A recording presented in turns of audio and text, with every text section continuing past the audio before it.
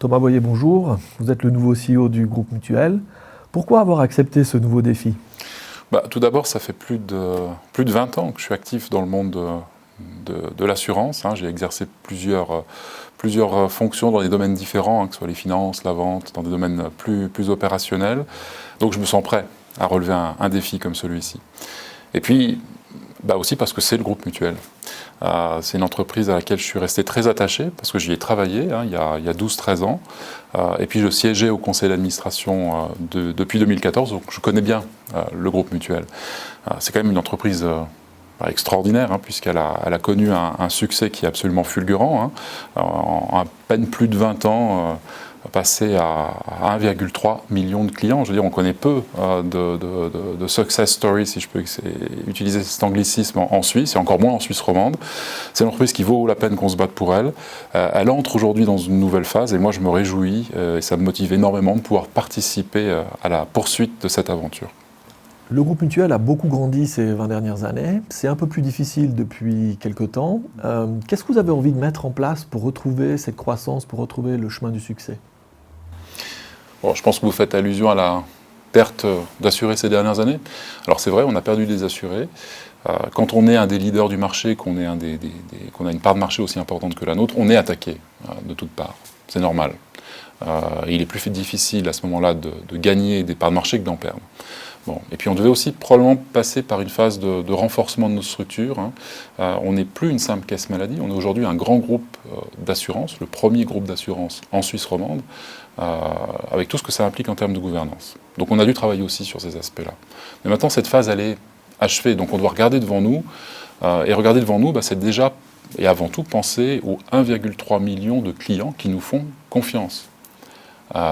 Et donc les servir le mieux possible. Ça veut dire quoi ? Ça veut dire qu'on doit avoir un vrai focus sur la qualité du service qu'on doit constamment faire évoluer, parce que les attentes de nos clients changent. On doit aussi penser à leur amener de nouvelles prestations, de nouvelles solutions. Donc ça va passer par de l'innovation. Et puis, il faut atteindre nos clients et nos futurs clients. Donc ça veut dire aussi renforcer nos réseaux de vente. Ça, c'est pour moi les grands chantiers. Et puis une entreprise, elle vaut par ses collaborateurs parce que c'est eux qui la font vivre, c'est eux qui ont le contact au quotidien avec les clients.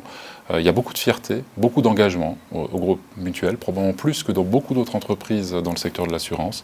Donc ça, il faut le cultiver impérativement parce que c'est ce qui fait aussi notre force et ce qui nous permet d'aller plus vite. Globalement, le système de santé suisse fonctionne très bien, mais il coûte très cher. Les coûts de la santé n'ont fait qu'augmenter ces 20 dernières années. Qu'est-ce que vous avez envie de mettre en place comme recette ? Qu'est-ce qu'on peut faire au fond ?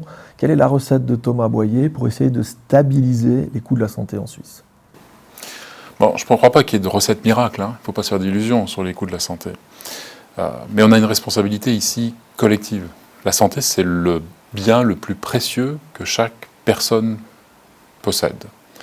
Donc, en tant qu'acteur du système de santé, nous, mais les autres aussi, on doit sortir de la logique des intérêts particuliers. Il faut réfléchir globalement à ce système. Les coûts vont continuer à augmenter, parce que la population vieillit, vit dans de meilleures conditions, et donc tant mieux. Les progrès techniques aussi font que les coûts augmentent.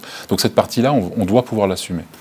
Par contre, il faut qu'on prenne des mesures pour essayer de diminuer là où il y a des inefficiences dans le système. Et je pense par exemple, mais c'est un exemple parmi d'autres, au financement des traitements ambulatoires par rapport aux stationnaires.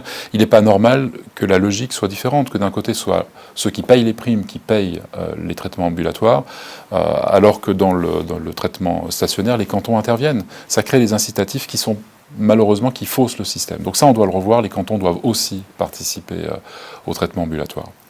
Puis je parlais des nouvelles technologies, je parlais de la digitalisation. Je suis assez persuadé qu'elle offre des opportunités aussi pour diminuer les coûts. Prenez un exemple, on a souvent premier symptôme, on ne sait pas trop ce qu'il faut faire. Certains vont chez le médecin, d'autres vont aux urgences parce qu'ils n'ont même pas de médecin de référence. Ils engorgent les urgences pour des choses qui sont relativement bénignes, mais encore une fois, c'est légitime qu'on puisse leur donner une réponse. Est-ce que oui ou non, ils ont un problème de santé ? Mais aujourd'hui, des traitements ou une consultation par vidéo, ça fonctionne.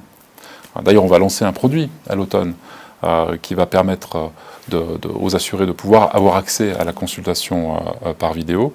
On peut aussi avoir des moyens avec l'intelligence artificielle, des consultations qui peuvent se faire même sur l'iPhone. Je pense que tout ça, ça peut améliorer aussi à la fois le système en réduisant les coûts et puis une réponse plus rapide pour nos clients et donc de meilleures prestations pour nos clients. Thomas Boyer, merci pour cet entretien.